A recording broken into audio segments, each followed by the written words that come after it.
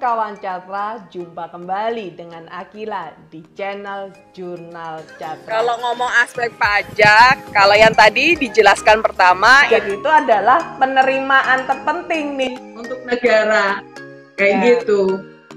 Ya, ini ada pertanyaan ini dari Bu Angel. Ya, Wah, berarti Bu Sri ini sekarang udah pindah kuadran, Bu. Iya. Sekarang jadi bisnis owner. Benar, Mbak. Keren tuh. Kan salah satu pastinya mendapatkan pendapatan dalam artian omset. Nah, pajak itu kan dikenakan atas setiap penghasilan dalam bentuk apapun. Jadi pertama, kawan Catra harus login terlebih dahulu pada DJP online dengan mengisi yang pertama nomor NPWP,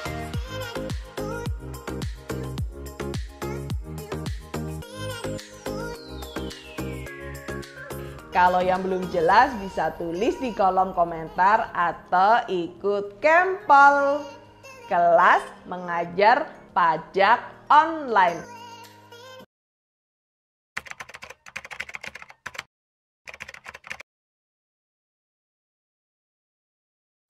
Hai kawan Catra, welcome back to our YouTube channel Jurnal Catra. Hari ini aku Harinda dan aku Agung akan membahas beberapa pertanyaan-pertanyaan terbaik dari tutorial pengajuan dan pelaporan PPN tanggung pemerintah.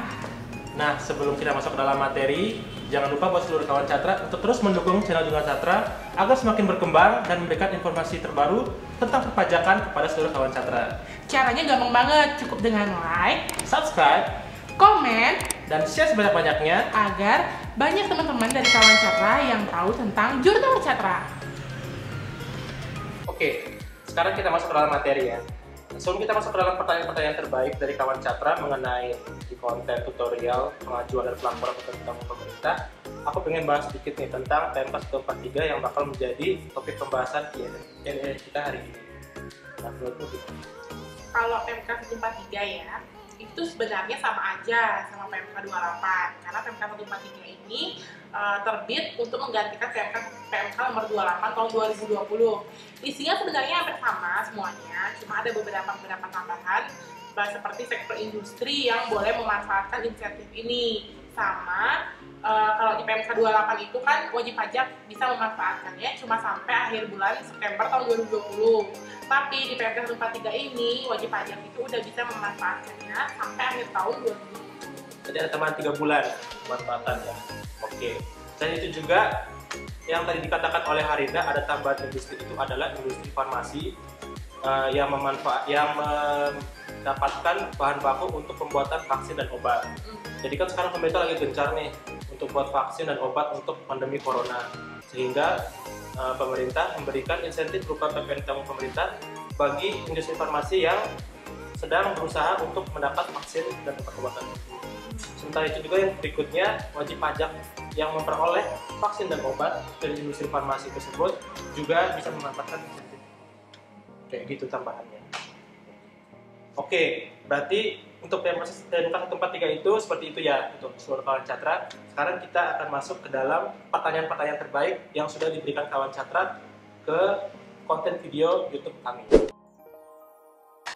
Oke, kita masuk di sesi pertanyaan pertama ya. Oke. Aku baca ini pertanyaan pertama dari kawan Catra. Siang Kak, apakah PPN ditanggung pemerintah bisa berlaku untuk pembeli BKP yang status perusahaannya swasta, bukan RSUD? Itu gimana Kak? Oke. Kalau pertanyaannya itu kita harus lihat ke pasal 2 ayat 5 huruf B PMK 143 tahun 2020. Di situ dijelaskan bahwa setiap pembelian barang kena pajak atau pemanfaatan jasa kena pajak oleh pengusaha kena pajak kepada pihak tertentu itu boleh memanfaatkan insentif PPN tanggung pemerintah. Nah, tapi harus ditahuin dulu tuh pihak tertentunya itu seperti apa dan barang kena pajak dan jasa kena pajak itu seperti apa. Gimana? Nah, jadi kawan Catra, yang dimaksud dengan pemanfaatan BKP atau JKP yang dijelaskan sama Kak Agung itu, coba deh kawan Catra lihat di pasal 2 ayat 3 dan 4. Di sana itu udah dikasih listnya terkait dengan barang atau jasa apa aja yang bisa memanfaatkan insentif PPN ditanggung pemerintah ini dalam rangka penanganan COVID-19. Terus yang dimaksud sama pihak tertentu itu, coba kawan Catra lihat di pasal 2 ayat 2. Di sana juga udah dijelaskan bahwa yang dimaksud dengan pihak tertentu, yang pertama ada badan atau instansi pemerintah, yang kedua ada rumah sakit, dan yang ketiga adalah pihak lainnya. Nah, pihak lainnya itu. Jadi menurutku dari kesimpulan yang sudah disampaikan oleh Harinda tadi, si pengusaha atau perusahaan swasta ini bisa masuk ke dalam kategori pihak lainnya itu, kayak gitu. Tapi yang paling penting adalah pihak lainnya ini harus melakukan penjualan barang kena pajak atau pemanfaatan jasa kena pajak yang merupakan list dari barang dan jasa kena pajak yang ada di pasal 2 ayat 3 dan 4 itu. Jadi kalau di luar itu menurut aku ya nggak bisa, ya kan, kayak gitu. Oke, menjawab ya pertanyaannya. Nah oke, bicara soal penjelasan kamu tadi nih, aku ada satu kasus yang cukup relate nih dengan penjelasan kamu. Jadi aku pernah ketemu kasus ada PKP yang menjual mesin cuci ke rumah sakit dan dia memanfaatkan insentif ini. Nah menurut kamu tuh gimana? Apakah penjualan mesin cuci tersebut bisa memanfaatkan insentif ini atau enggak? Kalau pertanyaannya menarik banget ya sebenarnya.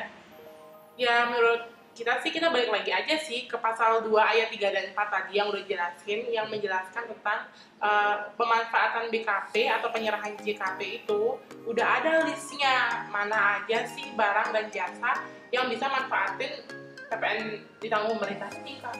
Tapi kalau setahu sih kayaknya mesin cuci ini tuh nggak masuk loh di list itu. Nah, ada nih menariknya, Kak. Setelah kita baca lagi peraturannya nih, setelah kita baca lagi peraturannya, itu tuh ada di pasal 2 ayat 3 poin G. Itu tuh ada klausul peralatan pendukung lainnya yang digunakan oleh pihak tertentu dalam rangka pihak lainnya dalam rangka penanganan COVID-19 ini. Tapi, ada tapinya nih, klausul itu juga sebenarnya menimbulkan dispute. Kenapa? Karena coba deh lihat di contoh kasus yang pertanyaan kakak tadi.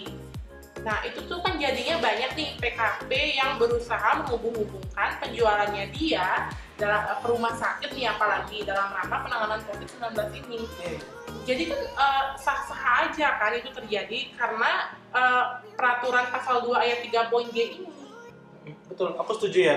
Jadi kayak misalnya tadi mesin cuci ya, kalau dia berdiri sendiri itu kan nggak ada hubungannya ya dengan peralatan kesehatan, apalagi penanganan pandemi COVID-19.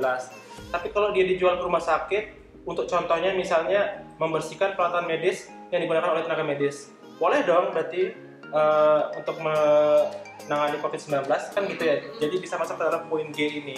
Jadi poin G ini benar, itu suatu dispute ya di tengah wajib pajak mengenai PMK 143 ini. Jadi menurut aku sih mendingan kalau ada kasus kayak gini itu disampaikan surat penegasan kepada KPP masing-masing apakah transaksi yang kawan Catra lakukan itu merupakan transaksi yang boleh memanfaatkan insentif PPN ditanggung pemerintah ini, kayak gitu ya. Karena setiap KPP itu berbeda-beda pandangannya, kayak gitu. Benar menurutku?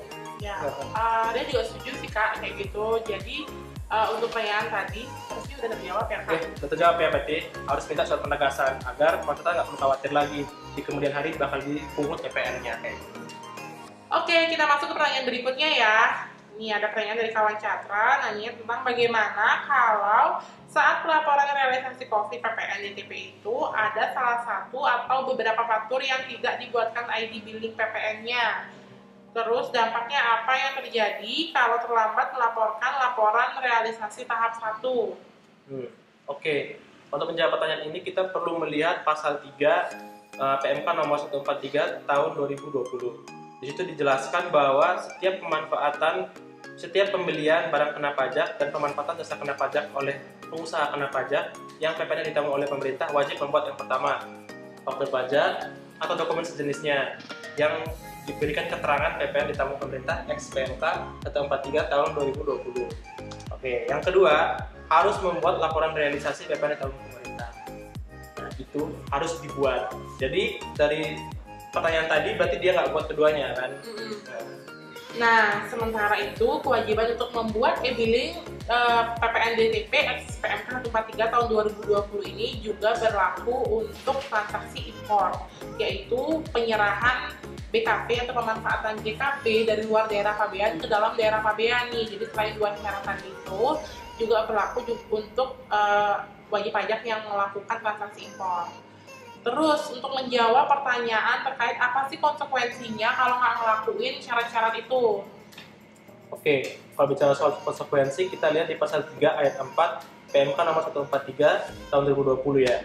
Di situ dijelaskan bahwa atas setiap penyerahan barang kena pajak dan pemanfaatan jasa kena pajak yang PPN ditanggung pemerintah, namun si pengusaha kena pajak tidak membuat faktur pajak sebagaimana yang dimaksud di atas dan tidak melaksanakan kewajiban pelaporan realisasi PPN ditanggung pemerintah, maka pajaknya PPN itu akan dipungut. Jadi tidak berhak memperoleh insentif PPN ditanggung pemerintah. Jadi buat kawan Catra yang bertanya ini, jangan lupa untuk segera dilakukan kewajiban tersebut, karena kalau enggak di kemudian hari pasti akan dipungut oleh KPP-nya kawan. Oke, semoga menjawab ya pertanyaan kawan Catra. Oke, kita ke pertanyaan berikutnya. Sore Pak, apa kabar? Kabar baik? Baik. Salam sehat selalu ya, semoga juga kawan Catra tetap sehat selalu ya. Maaf Pak, mau tanya, jika PPN ditanggung pemerintah sudah terlanjur disetor dan dilaporkan, bagaimana caranya untuk pindah menggunakan PPN ditanggung pemerintah? Itu sebelumnya. Ini banyak banget nih kita ketemu kayak gini. Ya. Nah, gimana Rinda? Iya, banyak banget nih dari wajib pajak yang terjadi kasus kayak gini. Nah, biasanya kita memberikan advice kepada mereka dengan kalau memang transaksinya kawan Catra memang berhak untuk memperoleh PPN ditanggung pemerintah, ya caranya kalau awalnya kawan Catra udah terbitin tuh faktur pajak dengan kode 01, tinggal diubah aja ke kode 07. Karena 07 ini merupakan kode untuk kode faktur pajak untuk PPN ditanggung pemerintah. Nah, jadi kan setelah diubah tuh dari 01 ke 07, jangan lupa diisikan keterangan PPN ditanggung pemerintah XPMK 143 tahun 2020.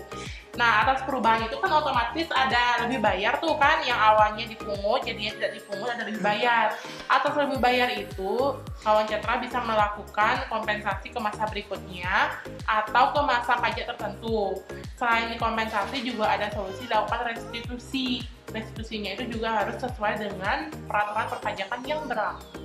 Oke, jelas banget ya menurutku. Jadi semoga bisa membantu kawan Catra dan jawabannya ini bisa berguna. Oke, next pertanyaan. Ini pertanyaan terakhir yang untuk sesi Q&A kali ini. Itu pertanyaannya, malam Pak, mau tanya terhadap SKB PPh 22 yang sudah diperoleh saat masih PMK nomor 28. Namun, adanya perpanjangan pemanfaatan pembebasan PPh 22 sesuai PMK nomor 143 tahun 2020. Apakah perlu dilakukan update SKB PPh 22-nya? Oke, sebenarnya ini pertanyaannya agak sedikit melenceng ya, karena kan kita bahas tentang PPN ditanggung pemerintah. Ini soal PPh 22, tapi nggak apa-apa sih, karena masih satu PMK juga, jadi cukup relate. Kita jawab aja. Jawabannya kita adalah tentu saja perlu diupdate. Karena kalau kawan Catra pernah nyetak si SKB PPh 2 yang dikirim oleh DJP ke email masing-masing itu, kalau diterima permohonannya, itu di bagian bawahnya itu ada tanggal berlakunya. Dan yang saya tahu di SKB itu untuk PMK 28 itu sampai tanggal 30 September 2020 kan. Nah, jadi kalau kayak gitu nanti artinya ke belakang lagi setelah tanggal 30 September kan nggak bisa pakai lagi ya kan. Jadi kawan Catra perlu melakukan update dengan mencetak ulang yang sesuai dengan PMK 143. Jadi nanti di bawahnya cukup ganti, jadi sampai dengan tanggal 31 Desember 2020. Jadi jawabannya kayak gitu. Jadi semoga jelas ya kawan Catra. Oke, berarti pertanyaannya di Q&A kali ini sudah selesai, ada 5. Terima kasih buat kawan Catra yang sudah mau bertanya ke kita ya. Oke, jadi semoga jawaban kita itu jelas dan membantu seluruh kawan Catra. Oke, segitu dulu ya sesi Q&A kita kali ini yang menjawab pertanyaan-pertanyaan terbaik kawan Catra dalam tutorial pengajuan dan pelaporan PPN ditanggung pemerintah. Oke, apabila masih ada pertanyaan, dapat menyampaikan di dalam komentar video ini. Nah, sampai jumpa di video selanjutnya ya. Salam maju untuk kita semua.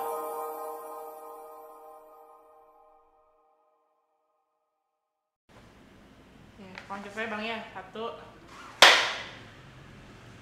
Belum, Pak. Nah, udah ketek. Tutorial pengajuan PPN insentif. Salah. Hari ini aku Harinda dan Aku Hari ini aku Harinda dan aku ngomong dan ya. Hai kawan Catra sudah tag itu. Sorry. Nah, sekarang kita masuk ke dalam materi ya. Jadi sebelum kita masuk ke pertanyaan-pertanyaan terbaik dari kawan Catra mengenai tutorial pengajuan pelaporan PPN di tahun pemerintah, kita perlu tahu dulu nih tentang PMK 1143 itu sebenarnya apa kayak gitu ya. Nah, jadi kalau menurut Arina itu kayak gimana? Ulang. Jangan gitu. Nah, setelah itu juga kalau nggak salah, kurang ajarnya aku ngomong gitu lagi.